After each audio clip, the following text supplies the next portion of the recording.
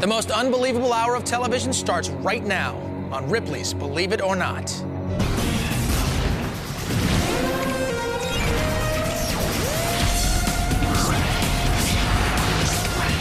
Tonight, only on Ripley's. Get ready to go for a ride in the ultimate convertible car. That's because this car converts into a plane. Ripley's puts the pedal to the metal as we take off in the remarkable flying car.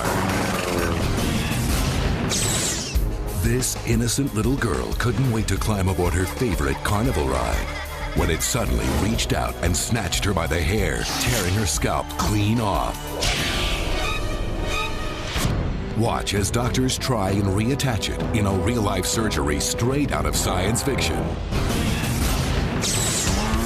No one's ever had the guts to try it. It may not even be possible. Will this man succeed or will he sink when he tries crossing 15 miles of ocean on his snowmobile? He is never gonna make it. Snowmobiles are not made for the sailing, you know. Ripley's most unbelievable challenge is just moments away.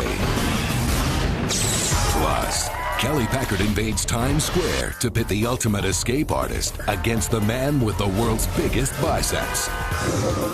You won't believe how they treated this 1,200-pound elephant's toothache. And meet the house painter who prefers using her birthday suit over a brush. Only on Ripley's Believe It or Not.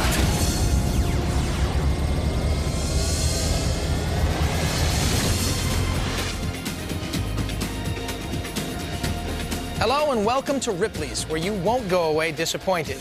Tonight, Kelly Packard and the Ripley's road trip continue their cross-country trek in search of the unbelievable. In her specially designed tour bus and pulling the world's largest rubber band ball, Kelly Packard is zigzagging across the country in search of America's most unbelievable people. From the sunny beaches of Florida and the nation's capital in Washington, D.C., the bright lights of Sin City, and the dry heat of the Mojave Desert, the ultimate end of her journey. There, Kelly will witness a Ripley's exclusive, dropping the world's largest rubber band ball from an airplane more than a mile in the sky. Tonight, Kelly Packard is in the heart of Manhattan and world-famous Times Square with a modern-day Houdini who claims that he can get out of any situation. Kelly? Dean, let me tell you, this is great. I'm in the middle of traffic, standing over the subway, and it's freezing cold. But this is a perfect setting for tonight's unbelievable act. This is Michael Griffin. Michael claims that he can escape from anything. A rope, a straitjacket, even handcuffs can't hold him for more than a few minutes. Nice to meet you, Michael. Now, Michael, this is a very unique ability that you have here. Now, how did you discover that you could escape from anything? Well, when I was a little kid, we started tying each other up, my brother and I, with rope. I could always get out, but he never could. That's great. Well, I got a little test for you. How about we get one of these security guards over here and have him put some handcuffs on you? Does that sound good? Sure. Come on in. What's your name? My name is Perry. Hi, Perry. Now, these are real handcuffs, right? The real thing? All right. Go ahead and cuff them up.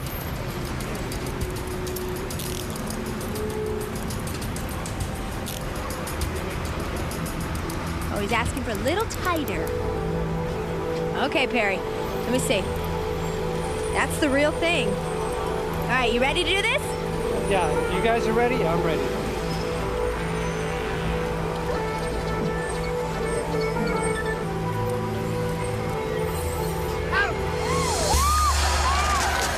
Perry, did you see that? That's unbelievable. That was great, Michael. Well, let me tell you, you made it look really easy. Well, that was just a warm-up. So now, Ripley's has invited the man with the world's biggest biceps to tie you up from head to toe using this nylon rope. Here he comes. Where's Greg? Look at this. All right. Now, this is Greg Valentino. It's nice to meet you, Greg. How you doing? Nice meeting you. Now, Mike, Greg's going to tie you up with this rope right here. But we'll see if you can get out of that because we're just getting started.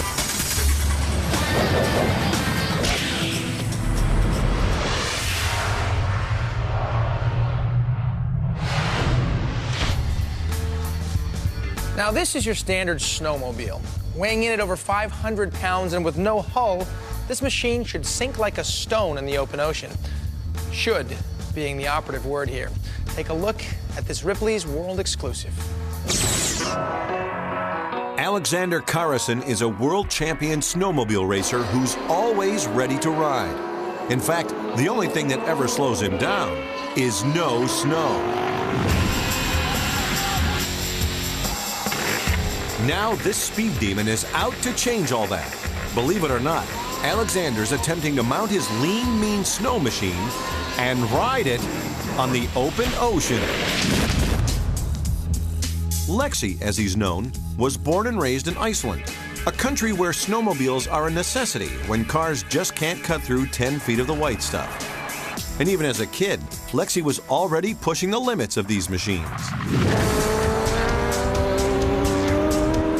As he grew older, Lexi's need for speed intensified, and he started racing and destroying his competition, eventually becoming Icelandic snowmobile champion 3 times. But years of hard riding have left this print shop owner bruised and battered. And it was during a national competition that Lexi truly got a taste of his own mortality.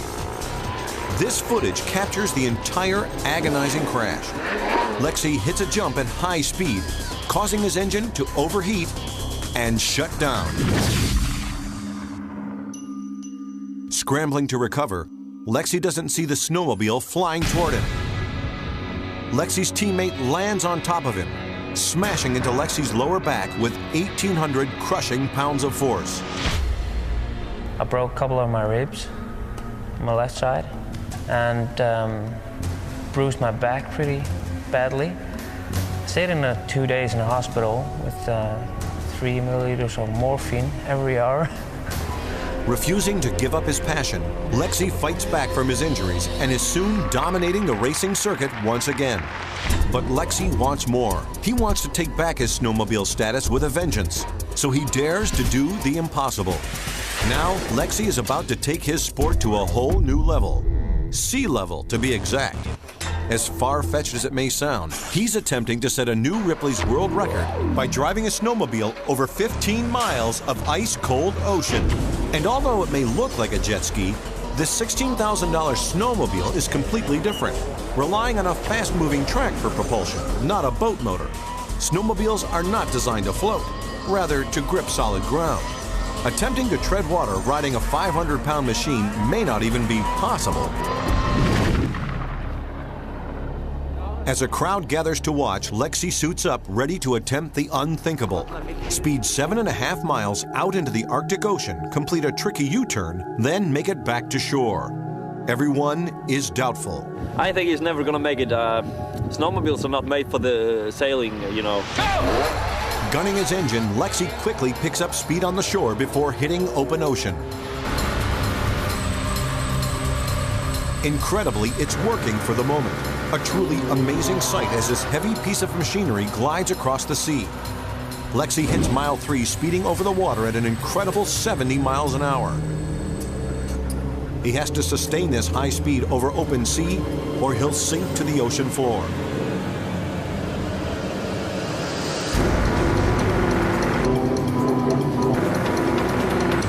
Reaching the halfway point, Lexi faces his most difficult challenge yet.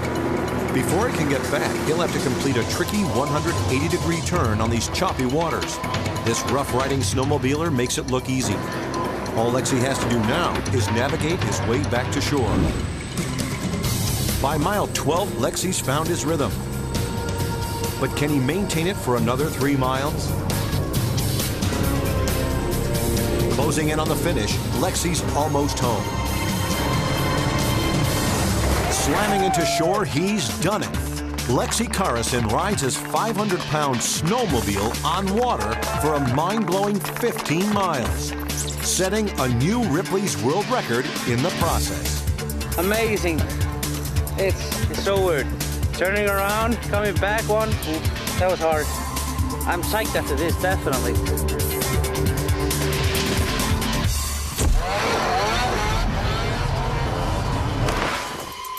Lexi's snowmobile skills are so impressive that producers of the latest James Bond film hired him to play Bond's stunt double.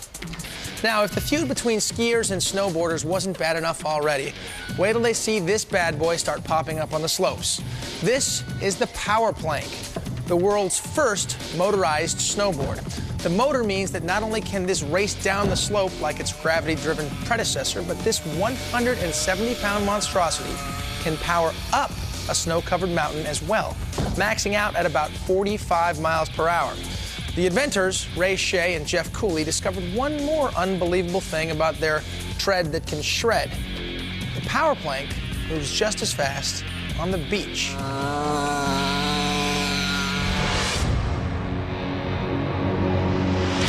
The Ripley's World Tour uncovers a group of scavengers waiting patiently for their prize. But they don't want money or jewels. They're looking for a corpse, so they can bathe in the dead's ashen remains. Plus, they're best of friends, and they'll need each other's help when they risk their lives trying to climb this treacherous 7,000-foot peak on stilts. If you fall out to one side or the other, you end up falling to the ground, which, could be very fatal even. With every scary step a potential slip, don't miss these brave kids' risky mountaintop trek. Also, how one driver's turning the freeway into a runway with his futuristic flying car. And the professional house painter adding texture with a personal touch when Ripley's returns. We travel to the ends of the earth in tonight's Ripley's World Tour. Every day, the men of India's Vaishnawa walk down to the Ganges River for a bath. But they don't just wash off yesterday's dirt. Believe it or not, after a quick dip in the water, they rub themselves down with the ashes of the dead. और भन्न शुरू हो जाता है कोई चिंता नहीं रहा भजन करने की कोशिश करता और ऊपर चढ़ने की कोशिश करता है कि भजन और हो जाए ऊपर का. For centuries, members of this occult religious sect have followed this macabre form of faith, believing that bathing in human ash allows the spirit of the deceased to live on with them, cleansing them of their sins and giving them strength. But perhaps the only thing stranger than smearing themselves in bodily residue is what they have to do to get it. The sect's morose members, who number in the hundreds, patiently wait every day for a corpse from a recent funeral to be set ablaze. The men sit on the outskirts of the memorial, staking out the cadaver for hours until the body is completely inured. Unbeknownst to the deceased's family, they then begin pillaging through the remains, scavenging what they need for the next ceremony.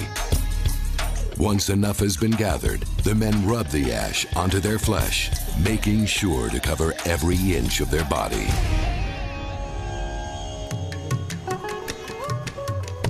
Once the gruesome task is complete, the ash-encrusted believers give thanks through prayer and depart believing they have attained a divine and eternal state of grace.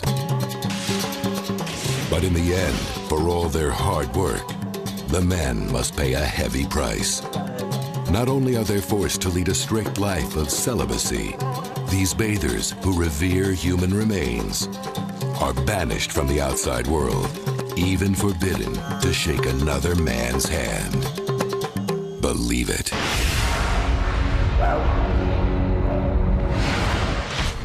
How do you climb a mountain without your hands or feet ever touching the ground?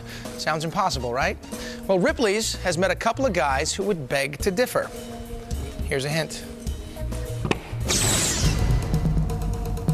These two guys love climbing mountains, and today they're attempting their most difficult hike to date, making their way to the top of this 7,000-foot peak. And believe it or not, they'll be doing it on stilts. Friends for nearly 10 years, Ryan Hamilton and Colin Cheetah are always on the move, running and mountain biking through the rugged outdoors of their native South Dakota. But their spirits are highest when they're looking down on everyone else because they do almost everything on stilts. We first got introduced to the idea of stilts. We're at a friend's house hanging out, saw them in his garage, and just jumped on them, and been doing it ever since, I guess. After some initial spills, the guys soon got the hang of it. And now these expert stilt walkers stroll around town, play sports, and even maneuver around their homemade obstacle course. Never wanting to get bored on their boards, Ryan and Colin are constantly pushing the limits of their sport. And today in this Ripley's Challenge, they're attempting to climb a 7,000-foot mountain on their stilts. If you fall over, you kind of bash your face into like a bunch of rocks. And, that's not any fun. Arriving at the base of the mountain, Ryan and Colin are joined by family and friends. The base is fairly smooth, and the guys seem to be off to a good start. But then Colin misjudges his height, smacking his head into a tree branch. Thought that tree was taller than that. Refusing to quit, Colin heads back to the point of his fall and starts again. To make the challenge count, they must cover every inch of their perilous 2.5-mile path through this rugged terrain using only stilts. Right at the top. The guys pick up speed, but just when they seem to have found their groove, they hit a rough patch. Hey, Ryan, it's gonna be fun. That never seems to end. Man, the ground just slips out right there. The ground just goes away. With friends acting as spotters to ensure their safety, together the guys take on the tough spots. Oh, you got this, Ryan. I think we'll have to head up that. Yeah, I think so too. Straight up. Actually, no, look on your right. It's hard to say. There is, that'd be a big step, but there might be a couple things we could do in there. And just when it seems it can't get any trickier, You're just talking gibberish. Ryan and Colin hit something that may stop them in their tracks. The last 500 feet is a sheer rock face, terrain that would be nearly impossible on foot, let alone on stilts. I'm a mom, so I worry, but it's not even the mom thing. I mean, I'm just thinking physically, I'm worried about injury. They endure their fair share of spills as fatigue sets in. But the guys persevere, shrugging off the bumps and bruises and scaling their way toward the mountaintop. This isn't really hiking anymore. This is rock climbing on stilts. Oh, there we go. Finally, after 2.5 hours of climbing, the peak is in sight. Finishing the last agonizing 50 feet,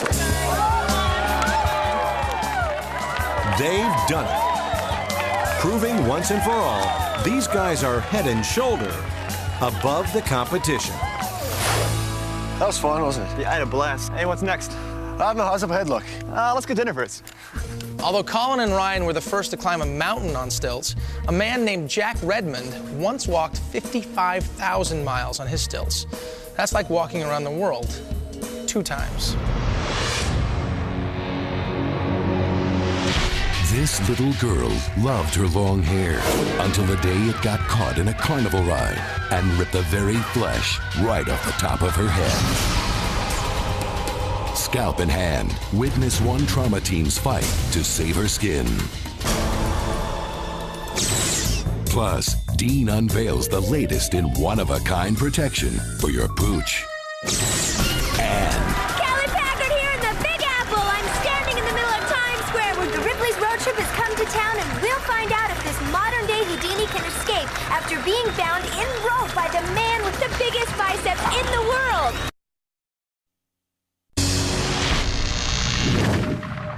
In South India, long flowing hair has always been coveted as a sign of beauty.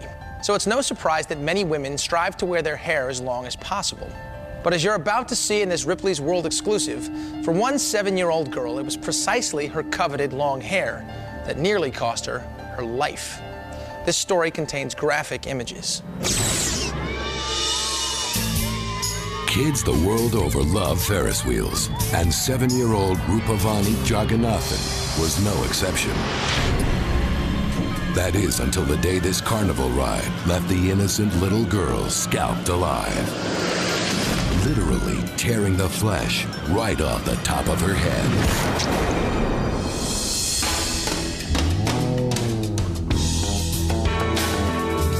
As a young girl in India, Rupa, as she's affectionately known, could usually be found playing outside with her big brother.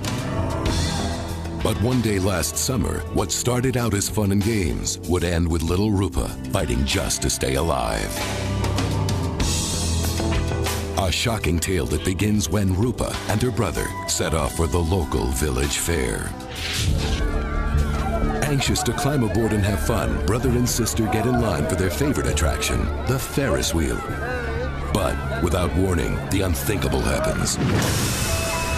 Rupa's ponytail becomes trapped in the ride's moving machinery, yanking her skyward for a full rotation.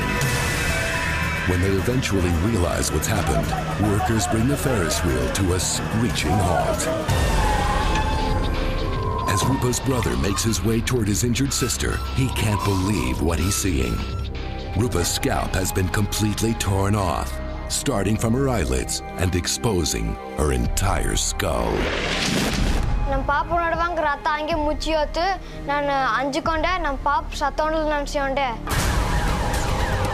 Rupa is rushed to the hospital, but doctors quickly fear the worst. The little girl's in serious danger of bleeding to death. Wasting no time, surgeons begin a delicate reattachment procedure to save not only Rupa's scalp, but her very life.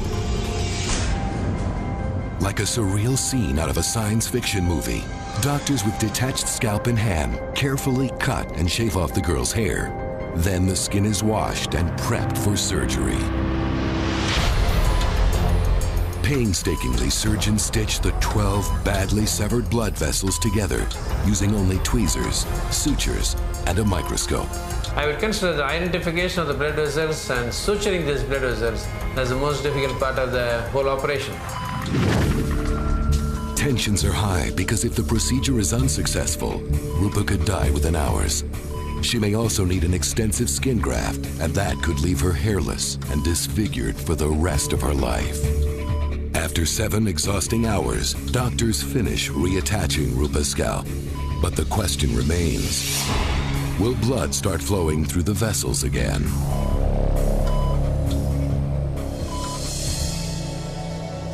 Doctors anxiously remove the bandages and are thrilled to discover that the surgery is a huge success. After only 10 days in the hospital, they're amazed that Rupa's scars are healing. And to everyone's surprise, even her precious hair is starting to grow back. Children have got an amazing way of recuperating very fast.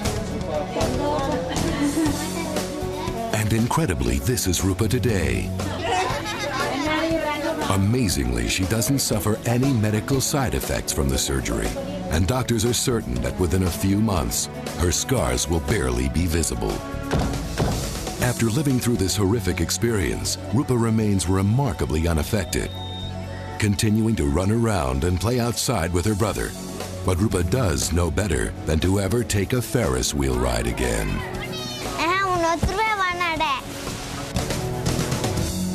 Believe it. Unfortunately, there are no guidelines for such amusement rides in India to stop this kind of tragedy from happening again. Still ahead, Ed Sweeney never has to worry about traffic. That's because his wheels have wings, and he can soar over just about anything. I don't like driving on the highways. I want to be in the air. Get set to drive to friendly skies when Ripley's takes the amazing flying car for a spin. And Kelly Packard gets set for a showdown in New York's famous Times Square. Can the man with the world's biggest biceps contain the ultimate escape artist? Today's your unlucky day. It's straight ahead, only on Ripley's.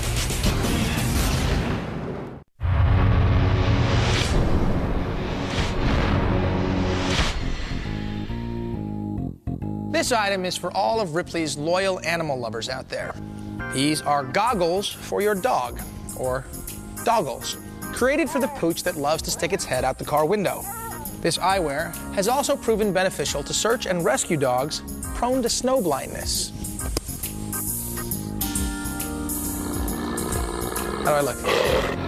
Enter Robert Ripley's archives. Robert Ripley, leave it or not? Leave it or not? The year is 1945, and the U.S. military is using colossal-scale surveillance maps to spy on the enemy. right down to the last rice pattern. Artists at an undisclosed California studio precisely pieced together the actual topography of the areas surrounding Tokyo. Clusters of trees are even indicated on the blueprint. After the larger sections are put into place, the mammoth map is a whopping 80 feet long and 60 feet wide. Films of the project, shot mimicking the view from the air, are then sent to Army Air Corps crews for special briefing. But this elaborate effort is soon outdated and eventually replaced by newer, high-tech surveillance techniques. Now let's go back to Kelly Packard out on the Ripley's road trip. Thanks, Dean. I'm here in Times Square in New York City, where you are about to witness something incredible. Earlier, you saw Michael Griffin escape from handcuffs, but that's nothing compared to what he's about to attempt. He says he can get out of any knot tied by this man. This is Greg Valentino. It's nice to meet you, Greg. How you doing? Nice to meet you. Good. All right, this is the man with the biggest biceps in the world. Okay, your arms are huge. I have to measure them. Would that be all right with you? Fine. Okay, hold this for me. I have a tape measure. All right, let's see. Oh my goodness. That is 24 inches. Let's take a look at just how they got that big. Greg knew from an early age that he was destined to be one of the top bodybuilders in the world. If you look at the pictures of me when I was younger, you can see my physique was there and from top to bottom. And it wasn't long before Greg noticed that his biceps were becoming unusually large. My arms just seemed to grow really easily, fast, and no matter what I did, I could sneeze and my arms seemed to just explode.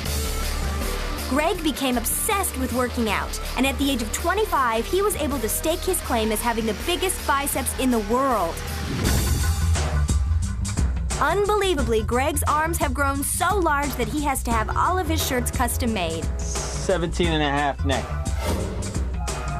I can't just pull anything off the rack. Being the fact that I'm only 5'6", dress shirts and clothes, I have to wear like double extra large, and it hangs down to my knees. I look like a young kid wearing his father's shirt or something. And when Greg isn't pumping iron, he enjoys riding and spending time with his children. Wow, good shot into the trees. That's a home run. All right, now you are going to use this 3/4 inch rope, right, to tie Michael up. Now, how do you plan on doing this? Tight. As long as it's nice and tight, right? Okay. Now, Michael, are you going to be able to get out of this? Do with me what you will. All right, well, this I got to see. So let's get started. Are you ready, Greg? I'm ready. Today's your unlucky day. All right, well, let's do this. Go ahead and tie him up.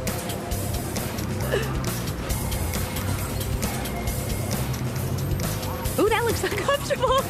Whoa.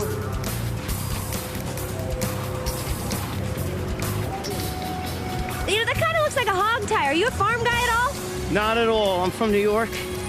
I'm born and raised here. But you must have been a Boy Scout. These are good knots. No Boy Scout. Okay, you just yanked on his neck a little bit there. Now remember, this is being done by a professional. Do not try this at home. Michael, does that hurt? Are you okay? You all right, Michael?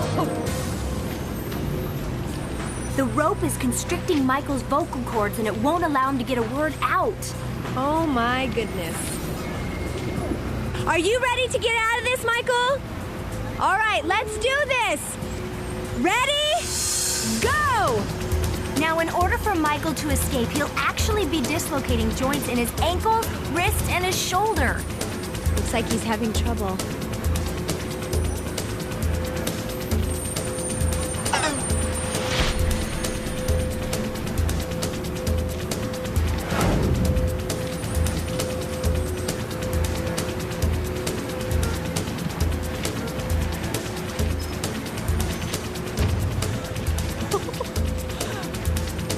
Can you believe this? I can't believe it. It's unbelievable. Look, he's looking like he's gonna do it. He's out! Oh my goodness! That was amazing! Michael, how do you feel? Okay, a little bit. All right, you did that in under a minute. You guys, that was amazing. Greg, are you surprised that he got out of this? Yeah, I'm really surprised. It looked like it hurt. It looked like it hurt a lot. That was truly amazing. Michael Griffin proves he can escape any situation after being wrapped from head to toe in rope and get out of it. You saw it only on Ripley.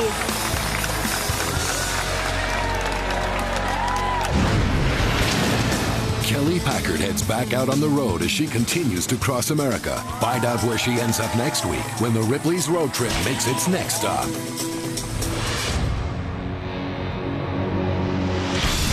This car may look strange, but when they say this baby can fly, they mean it.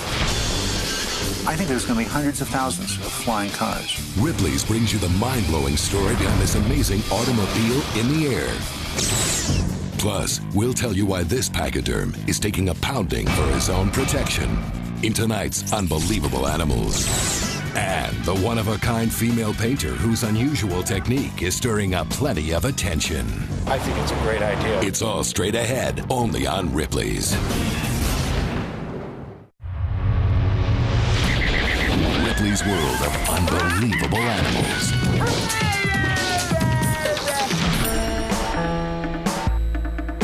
Spike the elephant has always loved playing with his favorite tire, but too much roughhousing has left the powerful pachyderm with a painful problem: a pair of cracked tusks. Now, to save him from years of excruciating agony, Spike is about to become the first elephant in the world to be fitted with stainless steel crowns. Elephant handlers at Canada's Calgary Zoo first notice that the 6-ton Asian elephant has fractured his tusks when he isn't his usual playful self. They try to stop the cracking by cutting off the splintered ends, but that doesn't work. If that crack gets any worse, it'll go up into his gum line, and then we'll have to actually give him a root canal, and it'll be very, very painful. So Professor Peter Bagg and a team from the Southern Alberta Institute of Technology are called in to help brainstorm a solution. Their plan? Stainless steel caps like crowns for human teeth. But would they work? And will their overpowering patient cooperate long enough for a tusk test fitting? That was the other problem. How do we do that with a 12,000-pound animal without getting hurt in the process? After months of trial and error, it's time to fit the mold. Zoo staff members try it while Spike's still awake, but after several failed attempts, they decide to make it work as best they can and move on. The team has to hurry. Spike's crack is getting worse every day, and it will take machinists 2 more months to construct the stainless steel caps. Finally, the day for Spike's big dental appointment arrives, and doctors sedate him. Using ropes to support his 12,000-pound body, the team cautiously cleans his tusks. They proceed to slip on the shiny new caps. But just when everything looks like it's working out, there's a problem. One of Spike's caps doesn't fit. But the team has come too far to stop now. Improvising, they resort to a sledgehammer to pound the cap in the final few inches. Luckily, this sleeping giant feels no pain. After they're in place, screws are added to secure the caps. Amazingly, just minutes after snapping out of his deep sleep, Spike staggers around his pen with his new high-tech tusks. On his way to a painless recovery. 10 months of hard work pays off. All thanks to the help of some very dedicated people.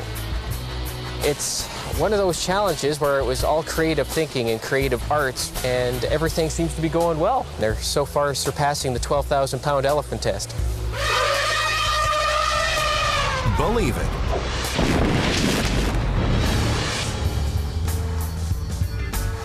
How often have you found yourself sitting in a sea of red brake lights and hours of traffic congestion?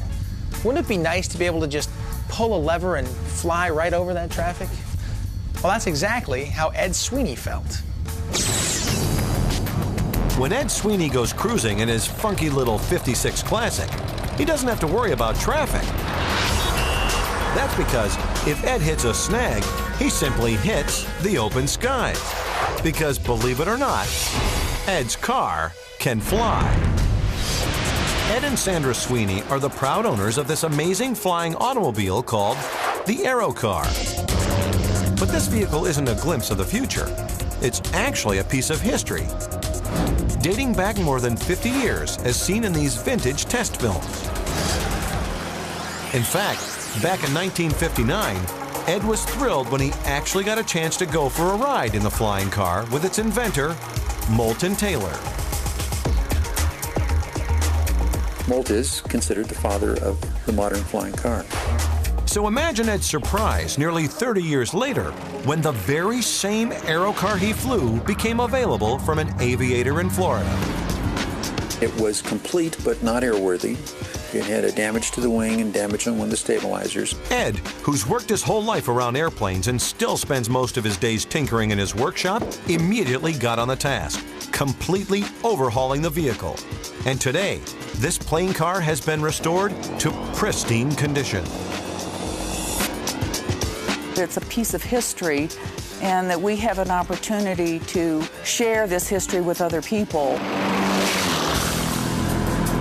The Aero Car has a single engine and steering wheel that actually controls it as both a car and a plane.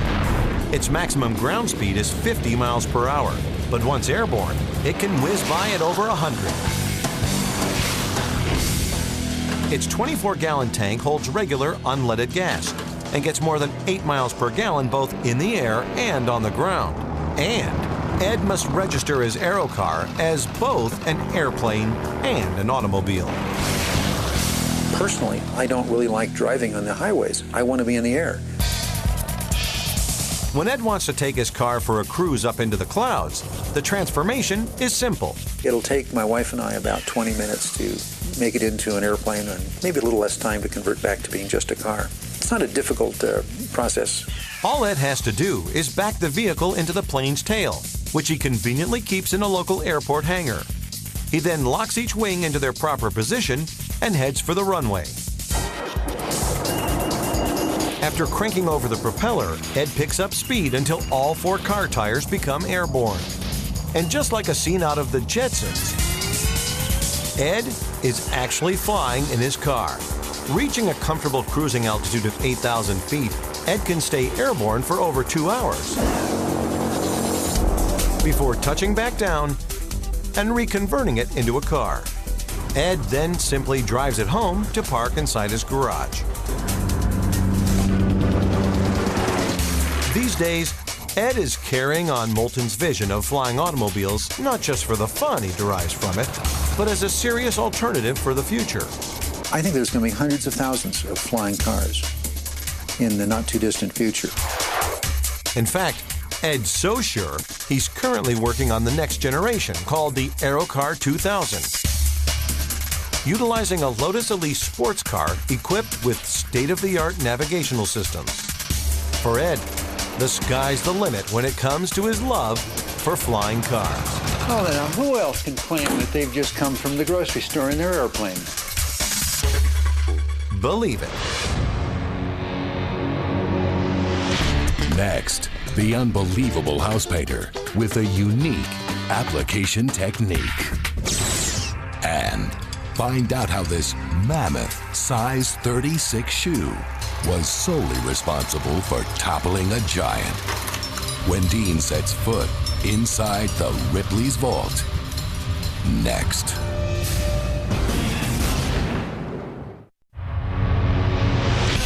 You're watching Ripley's Believe It or Not.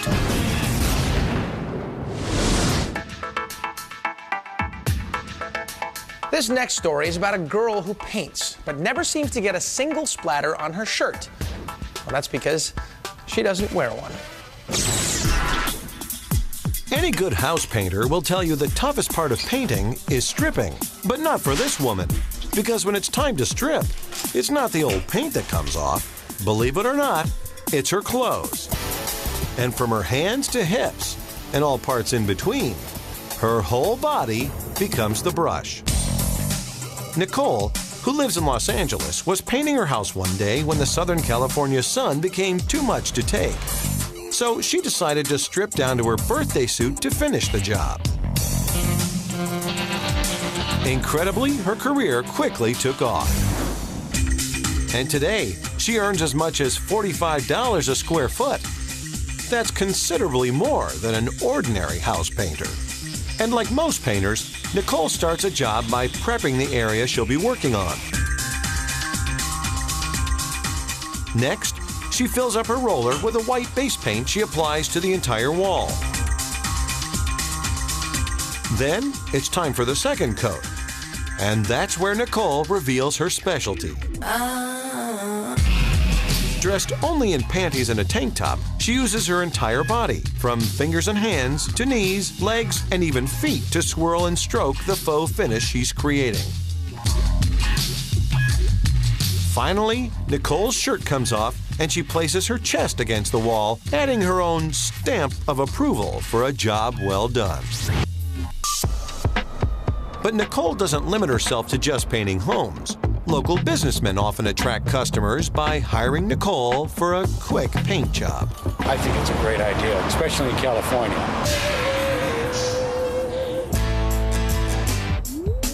As for the future, Nicole plans to continue taking it off to put paint on for years to come.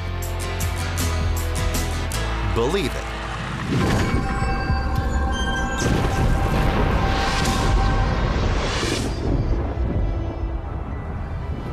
Sometimes here in the Ripley's vault, it's not just the artifact itself, but the story behind the object that makes it unbelievable. This is the shoe of the world's tallest man, Robert Wadlow.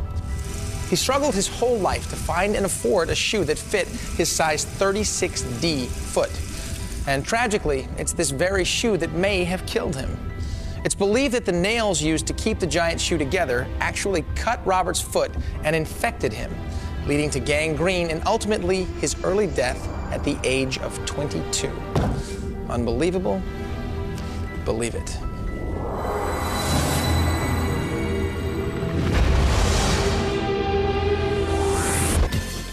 Only those with the guts. All right, let's do this. Win the glory. Fear Factor. Back-to-back episodes. Tonight starting at 7. Only on Chiller. Friday, meet the Cleeks. How are you two doing today? We're fine. Mom, Dad, the kids, and of course, the woman. We really get to keep her? We do. Jack Ketchum's The Woman premieres Friday at 9.